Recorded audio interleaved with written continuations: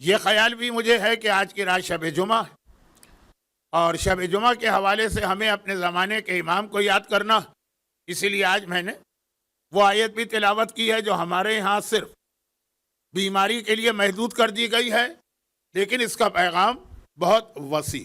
Number 2، امن یجیب المضطر اذا دعاہ ویکشف السوء۔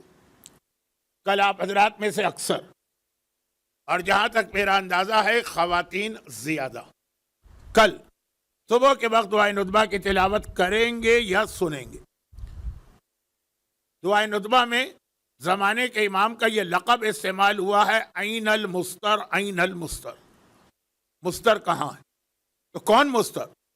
جو سورہ نمل کی اس آیت میں بیان ہوا کہ اما یجیب المستر، جب ایک مستر دعا کرتا، اذا دعاہ، جب مستر دعا کرتا ہے تو یجیب، اللہ اس کو جواب دیتا، ویکشف السوء، اور جس پریشانی کے لیے وہ دعا کر رہا ہے خدا اس پریشانی کو دور کر دیتا۔ ہمارے یہاں یہ آیت مریض کی شفا یابی کے لیے تلاوت کی جاتی ہے، واقعاً ہے بھی، آنکھوں دیکھے معجزات اس آیت کے ذریعے سے ہم لوگوں نے مشاہدہ کیے ہیں، تجربہ کیے ہیں۔ یقیناً قرآن کریم میں مرض کے لیے، مرض کی شفا یابی کے لیے، اب یہ لفظ قرآن کے لیے تو اچھا نہیں ہے، اس سے بہتر کوئی آیت نہیں، اور دعاؤں میں دعائے مشلول سے بہتر کوئی دعا نہیں، لیکن آیت اصل میں آئی ہے امام زمانہ کے لیے کہ جب وہ دعا کر رہے ہیں تو اللہ کہہ رہا ہے کہ ہم ان کی دعا، اچھا یہ اصول تو آپ نے بار بار علماء سے سنا کہ قرآن کریم کی ہر آیت کے 70 معنی ہوتے ہیں۔ ایک وہ کہ جب آپ کسی کے سامنے پڑھیں تو فوراً اگر تھوڑی سی عربی جانتا ہے وہ کہے گا اس کے یہ معنی، لیکن اس کے بعد پھر جو معصوم نے کہا کہ ایک ظاہر ہے اور ایک باطن ہے، پھر جتنا اس آیت کی گہرائی میں جائیں گے، ایک کے بعد دوسرا، دوسرے کے بعد تیسرا، تیسرے کے بعد چوتھا، اس آیت کا ایک مقصد، ایک انٹرپریٹیشن، ایک تفسیر ہمارے سامنے آتی جائے گی۔ ان میں سے بعض وہ ہیں جب قرآن نازل ہوا تھا اسی وقت اس کے سارے 70 معنی واضح تھے۔ واضح کا مطلب یہ ہے کہ امام معصوم نے واضح کر دی، اور بعض آیتیں ایسی ہوتی ہیں کہ زمانے کی ترقی کے بعد، سائنس کی ترقی کے بعد، انسانوں کی ترقی کے بعد پھر دوسرے معنی بھی سامنے آتے ہیں۔ تو میں نے اس لیے کہا کہ یہ آیت جو میں نے ابھی تلاوت کی امام زمانہ کے لیے، تو پیغام یہ نہیں تھا کہ آپ بیماری میں اس کی تلاوت چھوڑ دیں، نہیں، وہ اس کے ایک ظاہری معنی۔ اب اس کے بعد وہ معنی جو معصوم کی حدیث میں بھی آئے اور دعائے ندبہ میں بھی۔ این المستر، وہ مستر کہاں ہے جو دعا کر رہا، اور اللہ کہہ رہا ہے ہم اس کو جواب بھی دے رہے ہیں اور اس کی پریشانی دور بھی کر رہے ہیں۔ تو اب یہ سوال میں اکثر کرتا ہوں کہ زمانے کا امام، ان کی کیا پریشانی ہے اور وہ کیا دعا کر رہے ہیں؟ 2 جملے ابھی عرض کر دوں اس آیت کا امام زمانہ سے وہ تعلق جو شب جمعہ، آج کی رات شب جمعہ ہے اس لیے عرض کر رہا ہوں، اور وہ یہ کہ امام کی پریشانی کیا ہے۔ وہ ساری پریشانیاں تو امام کی نہیں ہے کہ جو ہماری اور آپ کی ہوتی، دنیاوی بیماریاں۔ امام بیمار پڑتے، غیبت کے عالم میں بھی بیمار پڑتے ہیں، لیکن وہ امام کی بیماری دنیاوی بیماریاں نہیں ہوتی۔ کسی مومن نے گانا سنا، امام بیمار ہو گئے۔ کسی مومنہ نے مکس گیدرنگ میں بے حجاب شرکت کی، امام بیمار ہو گئے۔ کسی بچے نے مثلاً موبائل کے اوپر کوئی ایسی بیہودہ چیز دیکھی، امام بیمار ہو گئے۔ کسی بوڑھے نے نماز قضا کی، امام بیمار ہو گئے۔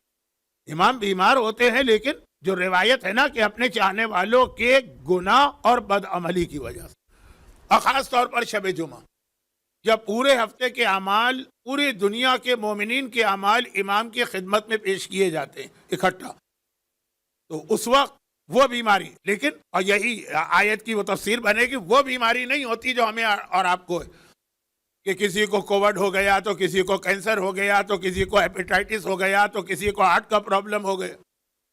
اب امام دعا کر رہے ہیں، ہم دعا کرتے ہیں ایسی بیماریوں میں۔ پھر کہہ رہا ہوں کہ یہ آیت کا پہلا مطلب ہے بیماریوں میں، اس کو بند نہیں کرنا، اس کو ختم نہیں کرنا، اس کو روکنا نہیں، لیکن پھر اس کی گہرائی میں اتر کے اس کے دوسرے معنی، تو وہ والی بیماریاں تو امام کی نہیں ہے جس کے لیے ہم یہ آیت تلاوت کرتے ہیں۔ اور امام کا کیا مسئلہ؟ قرآن نے کہا وَيَكْشِفُ السُّوءَ، خرابی اللہ اس کو دور کر دیتا ہے۔ تو وہ کیا چیز ہے جو امام کو اذیت دے رہی؟ وہ بیماری تو نہیں ہے. وہ بھی نہیں ہے کہ جو آج کل مومنین کا ایک بہت بڑا مسئلہ ہے خصوصاً ان علاقوں میں، اور وہ ہے کہ جاب یا بزنس، اس میں پریشانیاں.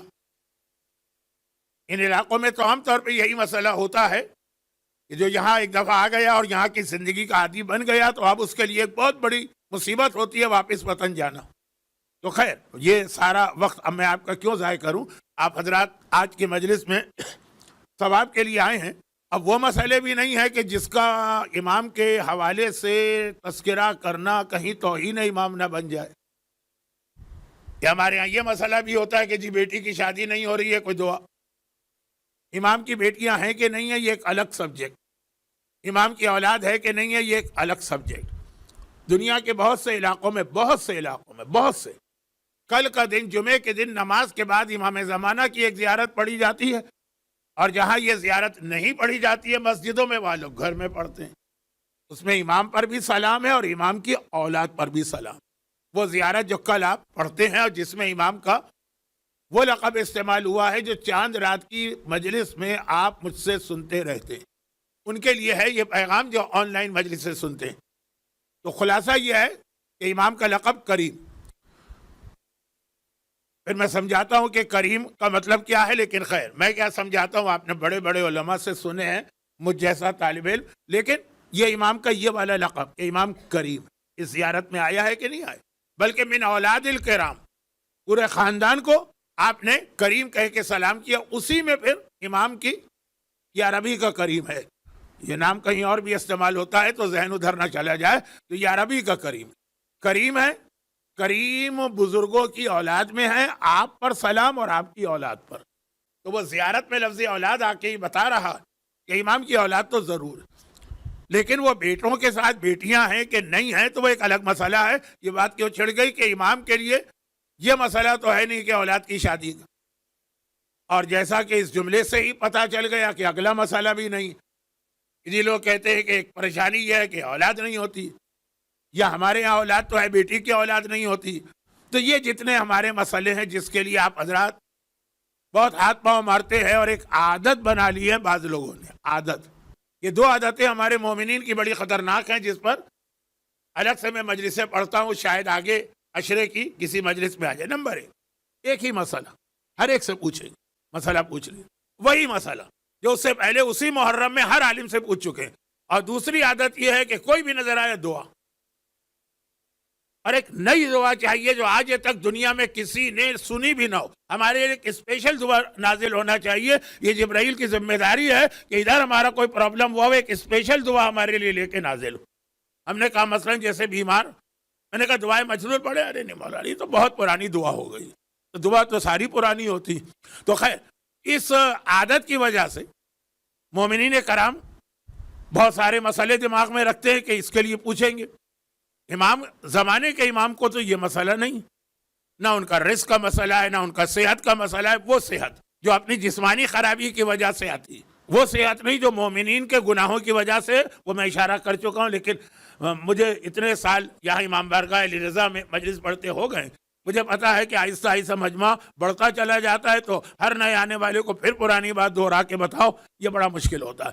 تو وہ سارے مسئلے، پھر کیا مسئلہ، اور قرآن کتنے سخت اسٹرانگ ورڈنگ میں کہہ رہا کہ ہم جواب بھی دیتے ہیں اس کو اور اس کی پریشانی دور بھی کرتے ہیں. کتنے ہی دعا مانگنے والے تو ایسے اللہ ان کو جواب ہی نہیں دیتا، جبکہ اللہ کا وعدہ ہے ادعونی استجب لکم، دعا مانگو میں تمہیں جواب دوں گا. اور اللہ کا یہ بھی کہنا ہے کہ ما یعدہم الشیطان الا غرورا، شیطان جھوٹے وعدے کرتا ہے، اللہ صادق الوعد سچا وعدہ کرتا ہے. لیکن پھر بھی کتنے ایسے گناہگار کا لفظ چلے استعمال کرے کہ جن کے لیے ہے کہ اللہ ان کو جواب ہی نہیں دیتا. وہ ایک پوری لسٹ ہے، لیکن چونکہ دعا کے حوالے سے بھی اسی منبر پر میں نے بھی ایک اشرا پڑھا ہے اور علماء کو بھی میں جانتا ہوں. تو خلاصہ کہ خدا نے کہا ہم جواب بھی دیتے ہیں، اور جواب دینے کے بعد کہا کہ نتیجہ بھی نکالتے وہ یکشف السوء. روایت ہے نا کہ حضرت موسیٰ نے فرعون کے مظالم کے خلاف دعا مانگی، اللہ نے جواب دیا، لیکن کہا 14 سال کے بعد یہ مسئلہ حل ہوگا. ایک تو ہوتا ہے جواب ہی نہ دیا جائے، جواب دیا لیکن کہا کہ جواب تو دے رہے، پریشانی دور نہیں ہوگی. جواب اس لیے دیا جا رہا ہے تاکہ تمہیں پتہ چل جائے 14 سال لگیں گے، بہت مشہور روایت. تو یہاں نہیں ہے یکشف السوء، اللہ پریشانی فوراً دور بھی کر دیتا. لیکن ہے کیا پریشانی؟ یہ بات ہو رہی ہے زمانے کے امام کی. جو لوگ آہستہ آہستہ آ رہے ہیں ان کے لیے ایک آدھ لفظ دہراتا ہوں. ان کی پریشانی ہم اور آپ، ہمارے اعمال نہیں، ہمارے پرابلمز، ہماری مصیبتیں. مصیبت ہمارے گھر میں آتی ہے، پریشان امام ہوتے ہیں. ہم اتنی دعا نہیں کرتے جتنا امام ہمارے لیے دعا کیا کرتے. ہمیں اپنے مریض کے لیے وہ تڑپ کے ساتھ دعا نہیں ہے جس تڑپ کے ساتھ امام ہمارے مریض کے لیے دعا کرتے. لیکن جو ایک جملہ میں اکثر کہتا ہوں، وقت بچانے کے لیے وہی جملے پہ بات ختم کرتا ہوں، لیکن دعا کر کے اپنی دعا واپس بھی لے لیتے. دعا کیا کرتے ہیں؟ دعا یہ نہیں کہ ان کی پریشانی دور ہو جائے، تو پریشانیاں دور ہوں گی ہی نہیں. یہ تو اللہ کا وعدہ ہے کہ جس مومن کے گھر میں 40 دن میں ایک پریشانی نہ آئے وہ مومن ہی نہیں ہے. یہ روایت ہے. اور لفظ بھی کتنا سخت لفظ آیا، کیونکہ ہم یہ لفظ صرف دشمنان اہل بیت کے لیے استعمال کرتے ہیں، اس لیے بڑا سخت لفظ ہے. امام کی حدیث ہے، صادق آل محمد امام جعفر صادق علیہ الصلاۃ والسلام ارشاد فرماتے ہیں کہ ملعون ملعون ملعون. دیکھیں کتنا اسٹرانگ لفظ. لعنت ہے، لعنت ہے، لعنت ہے اس مومن پر جس کے گھر میں 40 دن میں کوئی پریشانی نہ ہو. تو چونکہ یہ لفظ ہم صرف دشمنان اہل بیت کے لیے استعمال کرتے ہیں، زیارت عاشورہ ہو جو ہم نے عاشورے میں پڑھی، زیارت اربعین ہو جو ہم نے کل پڑھی، زیارت وارثہ ہو جو ہم آج پڑھیں گے، تو اس وقت ہم کو بڑا عجیب لگتا ہے کہ امام اپنے چاہنے والے کے لیے لفظ استعمال کر رہے ہیں. لیکن الحمدللہ آہستہ آہستہ ممبر سے اس لفظ کی صحیح تشریح ہونے لگی ہے کہ ملعون گالی نہیں. ملعون کا مطلب ہے اس کے اوپر رحمت خدا نہیں. تو جس گھر میں 40 دن میں ایک پریشانی نہ ہے، اس پہ اللہ کی رحمت نہیں. چنانچہ کئی واقعات بھی ہیں ہمارے پاس. رسول نے شادی کا پیام دیا، پتہ چلا کہ اس لڑکی کو آج تو کوئی پرابلم نہیں ہوا، رسول نے پیام واپس لے لی. دعوت میں گئے، اس مومن کے گھر میں مرغی نے انڈا دیا، انڈا ٹوٹتے ٹوٹتے بچ گیا اور مومن نے اپنی تعریف شروع کر دی. یا رسول اللہ، میرے اوپر تو کبھی کوئی پریشانی آتی ہی نہیں ہے، جیسے ابھی یہ پریشانی آ رہی تھی اور بچ گیا. پیغمبر اٹھ کے چلے آئے، ایسے گھر میں دعوت ہی نہیں کھانا ہے جس پہ اللہ کی رحمت نہ ہو. تو جب تک آپ ہیں، زندہ ہیں اور امام ظاہر نہیں ہوتے، اس وقت تک پریشانی آئیں گی. اس کو خوشی کے ساتھ اس کا استقبال کریں، لیکن دعا ضرور کریں، دور کرنے کی کوشش ضرور کریں. اور اس کے بعد بھی اگر وہ پریشانی دور نہ ہو تو معاملہ اللہ پہ چھوڑ دیں. تو خیر، امام ہماری وہ پریشانیاں ان کے لیے بھی دعا کرتے ہوں گے، لیکن وہ تو پتہ ہے کہ آج میں نے ایک مسئلے کے لیے دعا کی، اسی مومن کو کل دوسرا مسئلہ پیش آئے گا. 40 دن میں ایک پریشانی تو ہوگی. اور اگر زیادہ مومن، بڑا مومن ہے تو شاید ہر 20 دن بعد، اور بڑا مومن ہے تو شاید ہر 10 دن بعد ہو. خیر، تو خلاصہ یہ ہے کہ یہ امام کا اتنا بڑا مسئلہ نہیں. امام کا بڑا مسئلہ ہے ہماری جان، ہماری عزت، ہماری اولاد کی حفاظت. وہ ہماری جب پریشانی دیکھتے ہیں کہ اس علاقے میں، اس علاقے میں، اس علاقے میں، اس علاقے میں، اس علاقے میں مومن کے لیے کتنا مشکل ہو رہا اپنے آپ کو دشمنوں سے بچانا، امام اپنے ظاہر ہونے کی دعا کرتے ہیں. یہ ہے امن یجیب المضطر، اور یہی دعائے ندبہ میں، دعائے ندبہ میں یہ پیغام دیا گیا ہے. ہمارے رزق اور ہماری بیماری اور ہماری اولاد والا پیغام نہیں، اپنے ظہور. لیکن پھر یکشف السوء، یکشف مضارع کا صیغہ ہے، پر اللہ پریشانی دور کرنا شروع ہی کرتا ہے، امام دعا لے لیتے ہیں. بس یہ جملہ کہہ دوں تاکہ اگر باقی حق امام آج رات ادا نہ ہو تو یہی ایک پیغام بن جائے. جب وہ یہ دیکھتے ہیں کہ اس وقت اگر میں ظاہر ہو گئے تو جن کے فائدے کے لیے ظاہر ہو رہا وہی میرے خلاف تلوار نکال کے مجھ سے جنگ کریں. انہی کو مجبوراً امام خوشی سے وہ جہاد نہیں کریں گے، مجبوراً ان کے خلاف مجھے جہاد کرنا پڑے گا. اس سے تو بہتر ہے جو جملہ میری تلوار سے مارے جائیں، اس سے تو بہتر ہے دشمن کی تلوار سے مارے جائیں. شہید تو ہوں گے نا، جنت تو حاصل کریں گے، اور میری تلوار سے مارے گئے تو اب آگے مجھے کہنے کی ضرورت نہیں ہے. تو امام جب ہماری وہ پریشانیاں دیکھتے ہیں کہ دشمن ہمیں کچلنا چاہ رہا ہے، پیسنا چاہ رہا ہے، کس طرح؟ الہی اعظم البلا وبرئ الخفا وانکشف الخطا وانقطع الرجا وضاقت الارض ومنعت السماء. یہ ہے ہماری حالت. زمین تنگ ہو کے رہ گئی ہے، کہاں جائیں اپنے آپ کو بچانے کے لیے. मुनियत समा, आसमान बंद हो गया है, ऐसा लग रहा है अल्लाह ने रहमत के सारे दरवाजे बंद कर दिए। ये दुआ मोमिन पढ़ता। वन कता रजा, उम्मीद तक टूट गई है। ये हालत इमाम देखते हैं, जाहिर होने की दुआ मांगते हैं, लेकिन फिर जब देखते हैं कि हमारा जाहिर होना इस वक्त इन मोमिनों के लिए फायदेमंद नहीं है क्योंकि अभी ये तैयार नहीं है। अच्छा, ये लफ्ज भी धोखे में डालता है कि इमाम के लिए हमें क्या तैयारी करना। ये लफ्ज धोखे में डालता है। इसका फार्मूला है इमाम के लिए तैयारी, वो जो आपके जहन में चीजें हैं जिसको मैं यहाँ के मिंबर पे पढ़ना भी नहीं चाहता हूं और वैसे मेरा मौजू भी नहीं। इमाम के लिए तैयारी, वाजिबात की पाबंदी और हराम से अपने आप को बचाना। बाकी सारी चीजें जो है ना वो इतने अहम नहीं है। दुआए नुदबा पढ़ने से ज्यादा अहम है कि अगर आपकी बहन के यहाँ मिक्स गैदरिंग वाली शादी हो रही है, आप उसमें शरीक ना हो, वो ज्यादा बड़ी तैयारी है दुआए नुदबा पढ़ने के मुकाबले में। नऊज़ुबिल्लाह दुआए नुदबा की तौहीन ना हो जाए, मैं नहीं कह रहा हूँ कि गलत है, कह रहा हूँ उसके मुकाबले में। तो खैर, जब इमाम देखते हैं कि अभी ये तैयार ही नहीं, तो खैर वाजिबात की पाबंदी, हराम से बचना, ये है इमाम ज़माना की सबसे बड़ी तैयारी। और ये है शब जुमा इमाम ज़माना को याद करने के हवाले से मेरा मुख्तसर सा मैसेज। हाँ, शब जुमा को जहन में रखते हुए चंद मुख्तसर सी गुजारिशात के अब ये है तैयारी। वाजिबात की पाबंदी, हराम से बचाओ और अपने ईमान को बचाने की फिक्र करो। बाकी सारी चीजें इसके बाद आती।